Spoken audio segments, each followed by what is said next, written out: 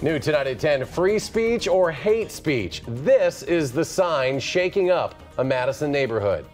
Good evening, I'm Eric Franke. And I'm Sarah Carlson. The sign has been taken down, but an East Side community is very much on edge. The night team's David Douglas was there today and has our top story now at 10. David? Well, Sarah and Eric, residents along Hummingbird Lane made it clear we're afraid of what our neighbor might do, not just because of this sign, but what they and police say he's done before. We do want to caution you, some of the photos in our story may be disturbing.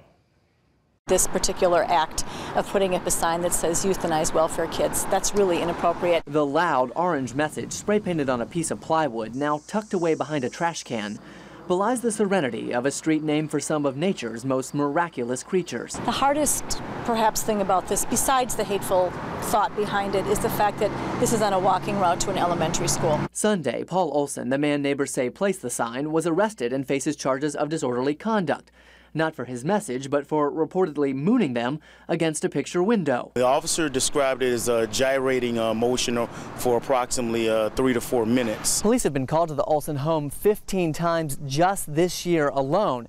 And neighbors we talked to said they didn't want to go on camera because they were afraid he'll find some way to retaliate. Photos show previous displays outside Olson's home. Police say he once painted his car suggesting illegal immigrants be deported.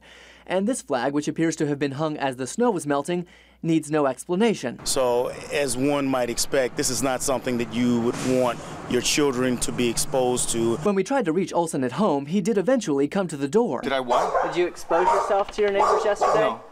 That didn't happen? No. So what did happen? No. Take it easy, man. Okay, this is my information if you...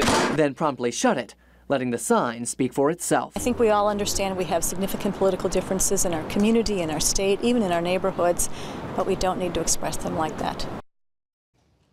According to police, when they showed up yesterday to question Olson, he told them he and his wife had been intimate with the curtains open. With many witnesses, they didn't buy it and carted him off to jail. The sign, it turns out, can no longer be displayed because it's too large and violates city ordinance. Alder Lauren Canaire wants to look into what, if any, action the city can take if the sign were reposted in a smaller fashion. All right, David Douglas. Thanks, David.